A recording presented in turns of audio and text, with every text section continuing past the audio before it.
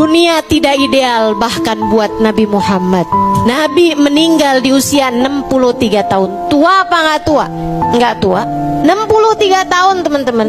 Dulu saya kirain kayak tua gitu. Ternyata enggak, suami saya udah mau deket 60 tahun. Liatin suami saya kayak tuaan saya dari dia. Masya Allah. Ternyata nggak tua-tua amat. 63 tahun tuh nggak tua.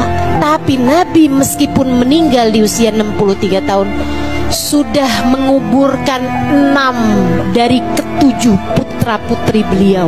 Dunia tidak ideal buat Nabi Muhammad. Pantesan yang meninggal duluan bapak apa anak? Bapak, teman-teman. Pantesan yang meninggal duluan ibu apa anak? Ibu, teman-teman saya sekalian. Kamu kan selalu ngelihat anakmu dengan nak nanti kalau mama meninggal, nak nanti kalau mama meninggal. Saudaraku sekalian, Nabi Muhammad nggak bisa bilang begitu kepada anak-anaknya karena semua anak-anaknya Nabi Muhammad sendiri yang menguburkan.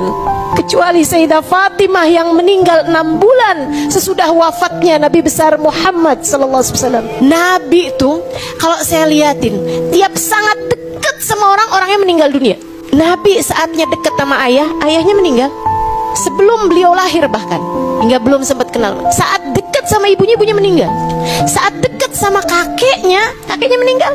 Nikah sama Sayyidah Khadijah, siapa duluan yang meninggal? Nabi atau Sayyidah Khadijah? Sayyidah Khadijah. Saya ikut sekalian, putra-putrinya semua, sekali lagi semua, kecuali Sayyidah Fatimah. Punya Qasim, Nabi Muhammad kuburin Qasim. Punya Abdullah, Nabi Muhammad kuburin Abdullah.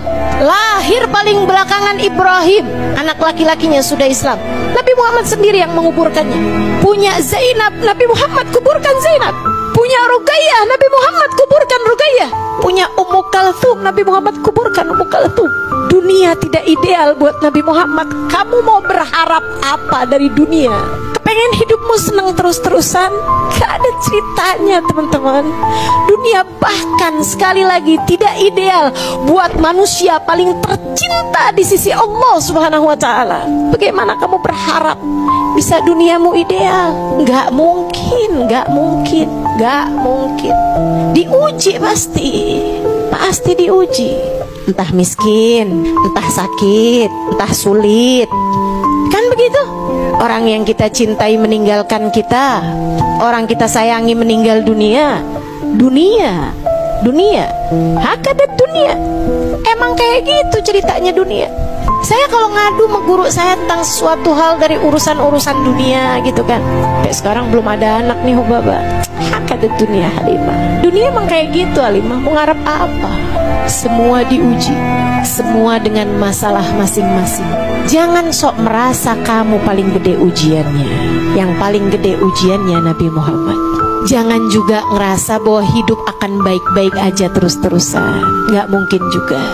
Bahkan kepada Nabi Muhammad aja nggak gitu. Saya tuh sampai sering mikir loh, kenapa ya Allah tuh ngasih ujian menabi gedenya luar biasa. Kayak semua jenis ujian pernah dirasakan sama Nabi Muhammad, sampai ke mentoknya gitu. Betul nggak? Dibenci sama orang. Teman-teman saudara sekalian, siapa di antara kita dibenci sampai pedang berjejer di depan rumahnya? Siapa? Ada? Nggak ada. Nabi Muhammad pernah. Siapa di antara kita yang dibenci sampai ditaruh racun di makanannya? Ada? Nggak ada. Siapa di antara kita yang dibenci orang sampai diusir dari kota tempat tinggal? 53 tahun beliau hidup di sana. Ada? Yang sampai diusir dari condet ada? Nggak ada, sayang sekalian. Tapi Nabi Muhammad iya. Kenapa Nabi mengalami semua ujian-ujian berat? Sebab dokter yang hebat, ia mengalami apa yang dikeluhkan oleh pasiennya. Ia pernah mengalami semua, merasakan semua yang dirasakan pasiennya. Dia bakal jadi dokter yang hebat. Dan Nabi Muhammad Allah persiapkan buat kita umatnya. teman-teman. Karenanya Allah berikan kepada Nabi Muhammad semua jenis musibah-musibah berat, agar di saat kamu sedang ditimpa musibah apapun aja bentuknya, kamu bisa bilang, ya Rasulullah, assalatu wassalamu alaika ya sayyidi ya Rasulullah, khud biyadi qallat hilati adrikni ya Rasulullah. Kita bisa bilang, Allahumma salli ala sayyidina Muhammadin qad daqat hilati adrikni ya Rasulullah. Salawat salam terkhusus untukmu wahai Rasulullah. Qad daqat hilati, telah buntu jalanku, tak tahu lagi harus bagaimana. Adrikni ya Rasulullah, tolong selamatkan aku dengan syafaatmu wahai Rasulullah. Dan saat itu Nabi menjadi satu-satunya orang yang akan berkata kepadamu, aku mengerti perasaanmu, sebab aku pernah mengalami bahkan yang lebih berat darimu. Jadi kenapa Nabi diberi ujian sebesar itu dalam hidupnya?